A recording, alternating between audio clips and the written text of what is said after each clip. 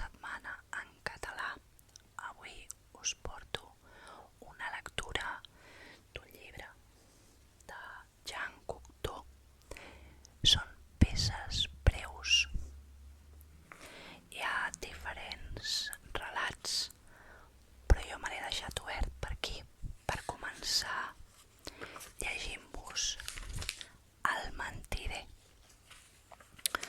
Doncs bé, comencem amb aquest relat de Jean Cocteau. Voldria dir la veritat. M'estimo la veritat, però ella no m'estima a mi. Heus aquí la vera veritat. La veritat no m'estima. Encara no l'he dita, que ja canvia de rostre i es torna contra meu. Tinc l'aire de mentider i tothom em mira amb desconfiança. I tanmateix sóc senzill i no m'agrada gens la mentida. Ho ben juro. La mentida sempre arrossega molèsties espantoses. Un s'hi entortolliga els peus, ensopega i cau, i tothom se'n fot de tu. Quan em pregunten alguna cosa, vull respondre allò que penso. Vull respondre la veritat, però aleshores no sé què és el que em passa. M'agafa angoixa i temor, m'agafa por de fer el ridícul i aleshores menteixo. Així mateix, ja és massa tard per tornar enrere. I un cop tens un peu ficat a la mentida, ja no pots deixar anar fins al final. I això no és gens còmode, us ho juro. És tan fàcil de dir la veritat. És un luxe de mandrosos. Un està segur que no ficarà els peus a la galleda més tard i s'evita complicacions. Sí, un pot tenir complicacions en un instant qualsevol, d'un moment per l'altre, però les coses s'arreglen de seguida.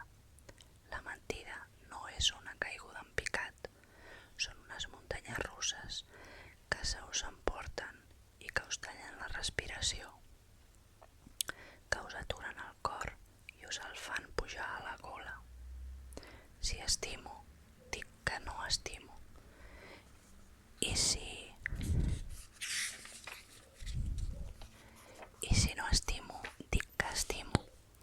Ja podeu pensar com continua la cosa. Valdria més engegar-se un tret de revòlver al cap i acabar d'una vegada. Impossible. Ja em puc sermonejar, plantar-me davant del mirall de l'armari i repetir-me: no tornaràs a mentir. Menteixo en les petites coses i en les grans. I sí, mai per atzar o per sorpresa em passa que dic la veritat. Aquesta mateixa veritat em planta cara, se'm recargola, s'arronsa, fa ganyotes i es converteix en una mentida. Els més petits detalls s'alien contra mi i demostren que he mentit. I no és pas que sigui covard, sóc dels que sempre troba que cal respondre i imagina quins cops cal donar. Però tot és tractar-me de mentider perquè m'ho empassi, em paralitzi i em quedi callat. Podria contestar: sou vosaltres qui mentiu, però no m'hi veig en cor. Deixo que m'injurien i rebento de ràbia. I és aquesta ràbia que se m'acumula, que m'omple, allò que em fa odiar. I no sóc pas dolent, fins i tot crec que sóc bo, però només cal que algú em tracti de mentider perquè la ràbia m'ofegui. I sé que tenen raó i que jo mereixo els insults, però va així això. Jo no voldria mentir i no puc suportar que no s'entengui que dir mentides no m'agrada i que el dimoni m'empenya a fer-ho. Canviaré. De fet, ja he canviat. No tornaré a dir mentides. Trobaré un sistema per no mentir més, per no viure més en el desordre espantós de la mentida. Em curaré Per si no és prou clar, us en dono una prova, aquí mateix, en públic. M'estic acusant dels meus crims i exhibeixo el meu vici. I no creguéssiu pas que m'agrada exhibir el meu vici i que el súmmum del meu vici sigui aquesta mateixa franquesa. No, em fa vergonya, detesto les meves mentides i aniria a la fi del món abans de veure'm obligat a confessar.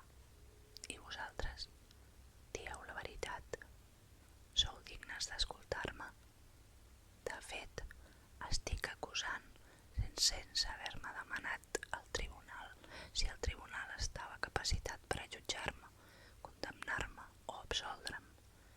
Cal que mentiu, cal que menteixi tothom, mentir sense parar i agradar-te mentir i creure alhora que no menteixes.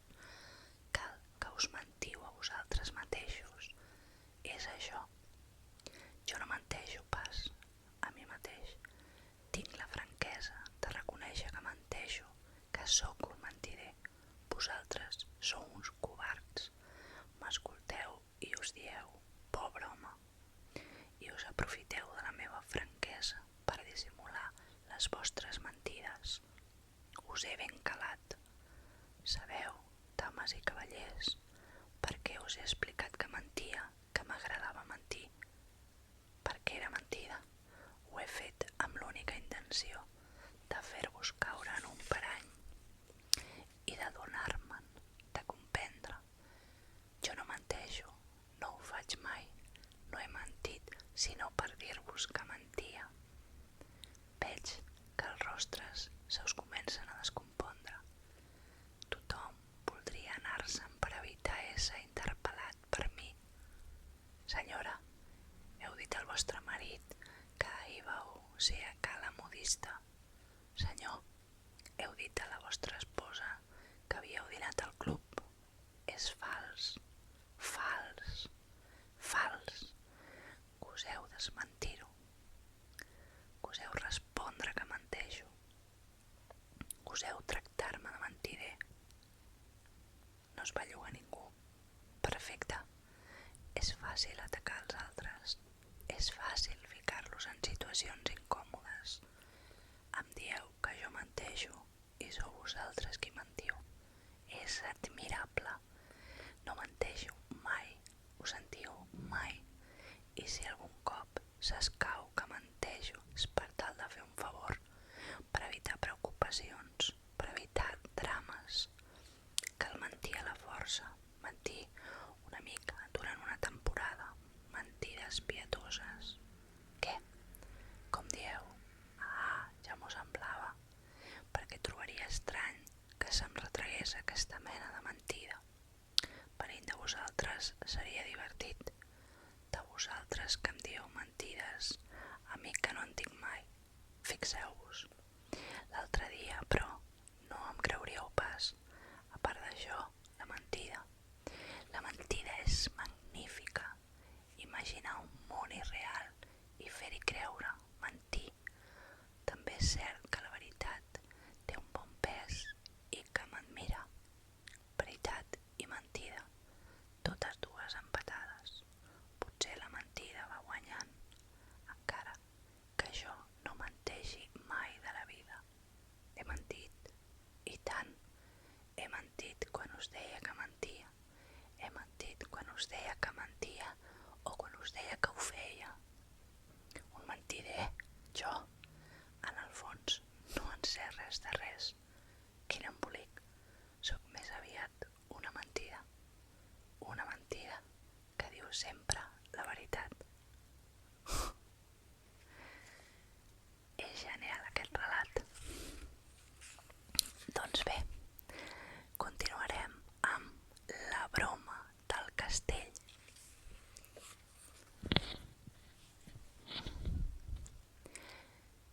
Tinc la mania de l'engany i de la broma, o més aviat la tenia, aquesta mania d'enganyar i fer bromes. Ja no la tinc, se m'han anat les ganes. Tot seguit us explicaré com vaig canviar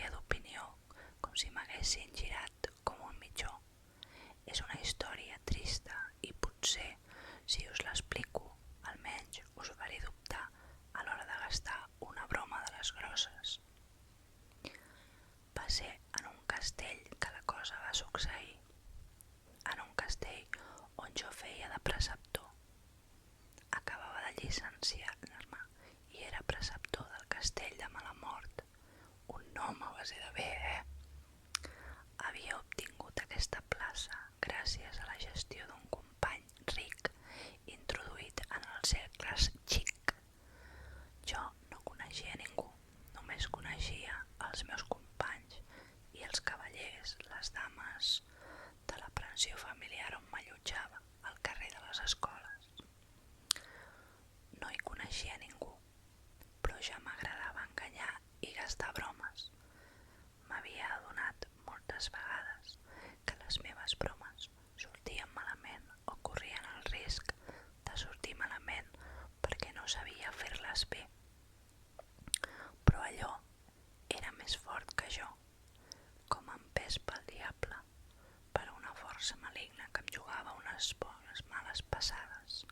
Per exemple, el diumenge anava darrere de les famílies pel carrer, famílies que duien nens agafats de la mà, d'aquests que giren el coll constantment per mirar enrere.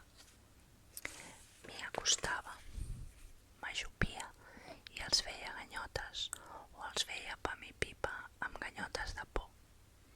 D'entrada em miraven estranyats. Tot seguit els venia por i es posaven a plorar. De vegades es queixaven al pare o a la mare. Ells que es giraven i no trobaven sinó el meu somriure i aleshores renyaven el nen.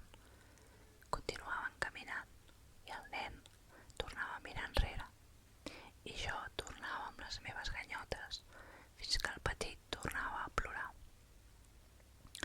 Us ho podeu creure o no, però això és el que feia els diumenges.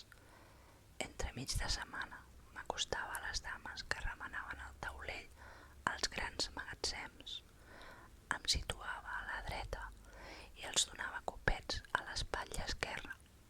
No cal dir que giraven cap a la seva esquerra i això provocava escenes d'allò més espantoses i n'era ben conscient que era absurd que perdés el temps amb coses d'aquestes, però no ho podia evitar. I a la fi és aquesta mania de gastar bromes que m'ha perdut. El castell feia de preceptor dels fills d'una dona encantadora. Els fills, un de 12 anys i l'altre de 14, adoraven la mare. El pare era de viatge i jo encara no l'havia conegut. Me'l van descriure amb admiració i comptaven els dies que faltaven perquè tornés. I vet aquí que ens arriba al castell un personatge força ridícul, una mena de vell presumit i graciós que explicava històries interminables.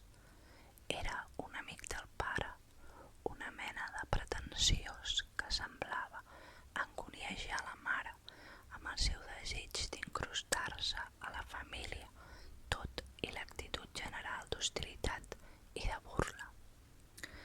Feien l'ullet, gestos i l'intercanvi de signes cada vegada que s'abocava el seu plat o els seus papers. La mestressa feia tot de sospirs interminables en la nostra presència per donar a entendre que no li agradava gens i que el millor que podia fer era anar-se'n com més aviat millor. Però ell s'hi incrustava literalment, donava ordres i es mostrava tan indiscret i emprenyador que vam decidir gastar-li una broma. Va ser el meu dimoni que m'hi va empènyer i com que la dama ho hauria prohibit, els nois van pregar-me de no dir-li-ho i preparar la nostra broma d'amagat. Era, per una altra banda, una broma ben innocent i pròpia de la seva edat. Es tractava de jugar als fantasmes, de parlar de fantasmes i crear un ambient apropiat perquè el vell era poruc i supersticiós. després, en plena nit, guarnir-nos amb llençols il·luminats des de sota per llanternes de butxaca, obrir la porta de la seva habitació i fer-li un ensurt de mort. La porta de la seva habitació donava en una mena d'ampli rebedor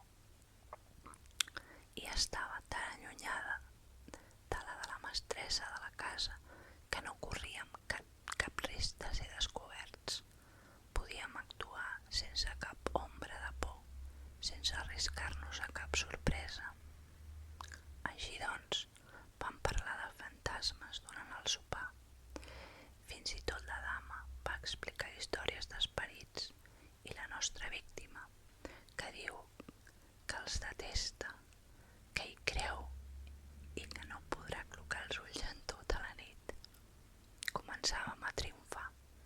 Un cop retirats a dormir, els nois no van trigar gens a presentar-se a la meva cambra i som-hi a l'aventura. Equipats amb llençols i llanternes, descalços, vam baixar les escales amagant el riure i arriscant-nos a trencar-nos el coll a cada esglaó. Toca mitjanit. Ens aturem davant de la seva porta. Encenc una llanterna i ens comencem a equipar amb els nostres llençols. Tot d'una, me n'adono que el pany de la porta comença a girar lentament. Hi havia una columna bastant gran i ens hi vam amagar al darrere, en la fosca, sense les llanternes i amb els nostres llençols en un manyoc sobre les espatlles. La porta que s'obre, la claror de la llum que s'allarga pel rebedor i nosaltres que en veiem sortir la mestressa en camisa de dormir. Amor meu, murmurava, un minut, ho tinc a la bossa i me l'he deixada a la taula. I ella que passa a 50 centímetres de nosaltres, que travessa el rebedor, que agafa la bossa de la taula, que se'n torna i que entra de nou a la cambra tot dient: ja ho tinc, amor, no t'amoïnis, no tinguis por de res, no sóc pas beneït jo. I un cop a l'habitació: m'estimes? Resposta: t'estimo. I la porta que es tanca i de nou la fosca. Vet aquí el resultat de gastar bromes. Vet aquí el que és una bona broma pesada. Tot una. Ja no va haver-hi cap castell, cap rebedor, cap parella de nois, cap mare, cap preceptor, cap fantasma. Vam tornar a les nostres habitacions amb els llençols arrossegant sobre els esglaons. Els nois no van dir mai ni piu del que van veure aquella nit funesta, però treure'm del cap la mirada del més jove quan em va dir bona nit, senyor. Treure'm del cap la mirada del més jove i el silenci de l'alta. Treure'm del cap aquella mirada i aquell silenci. No puc pas fer-ho. No puc pas. Doncs vet aquí el segon relat de Jean Cocteau, d'aquest llibre de peces breus. Doncs bé, això ha estat tot per avui. Espero que passeu un molt bon cap de setmana. I si voleu veure els meus vídeos entre setmana, em penjo en castellà i el cap de setmana, ja ho sabeu, en català. Si encara no ho heu fet, subscriviu-vos i si us ha agradat el vídeo,